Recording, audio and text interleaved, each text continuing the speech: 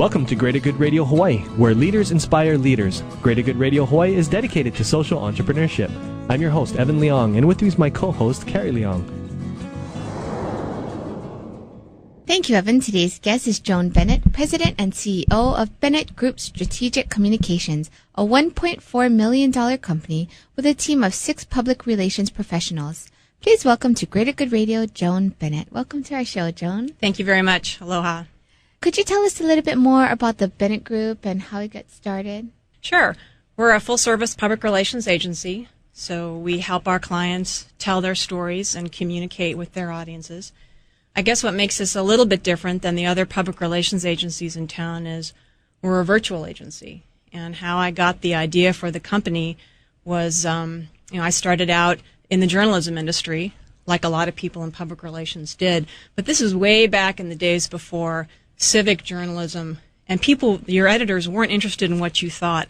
And I can remember getting my copy back loaded with red marks saying, we don't really care to hear about your opinion, we just want you to talk about the problem. So I quickly jumped over to the public relations side of the business, which is really much more interested, I think, in finding solutions to problems, and that's what really excites me about it. So that's how I got into the public relations business to begin with 26 years ago, and started my own firm to continue to do what I love doing.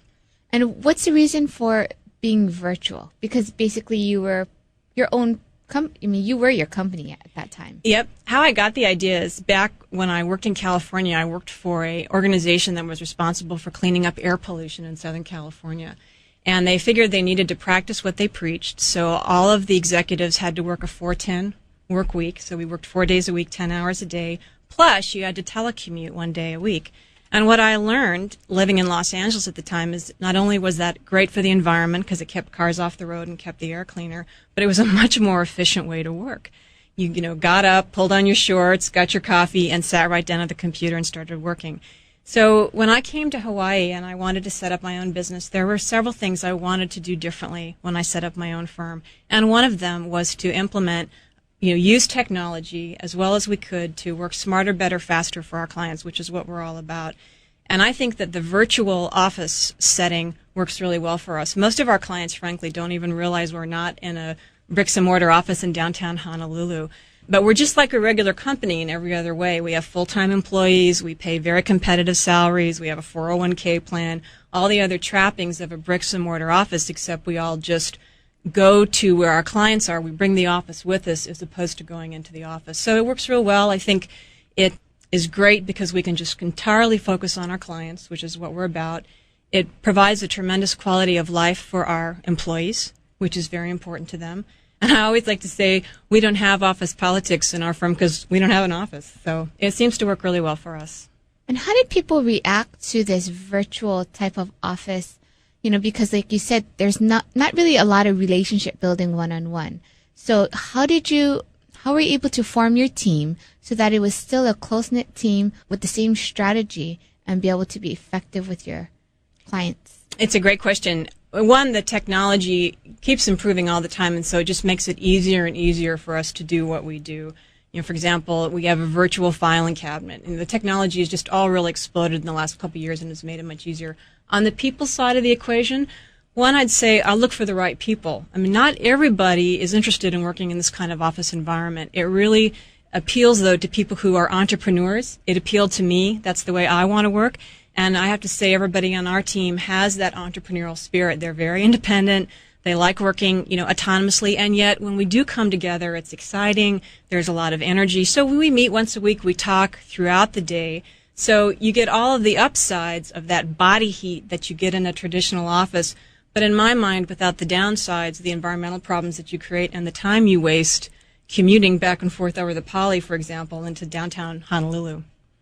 Your company is only less than 10 years old. Mm-hmm. How did you folks grow to become the 7th largest firm in Hawaii? What do you think is the most important for that? Well, thanks for that. Well, I'd like to think that how we practice public relations really resonates with the marketplace.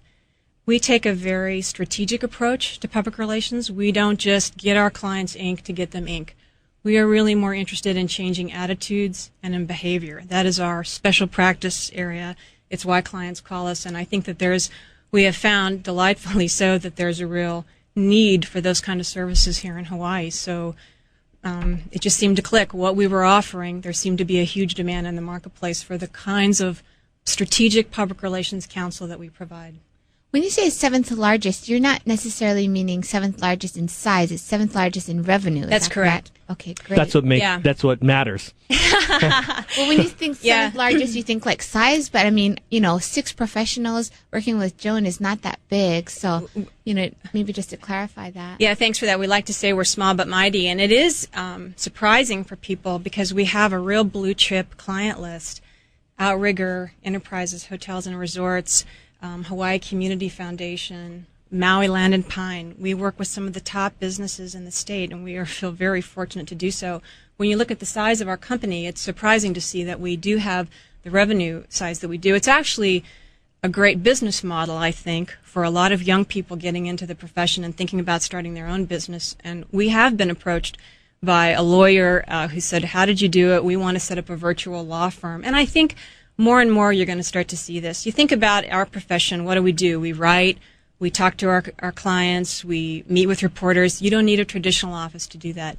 Now, of course, my partner in life is a real estate person and a landlord, so he hates to hear about anybody who doesn't need an office, but I actually do think it's the trend, and I think more and more businesses can look at that as a model to work really efficiently and use those monies that you save and not having to pay rent or parking and push that into staff salaries, bonuses, etc. Thanks for tuning in. Stay tuned for more on Greater Good Radio.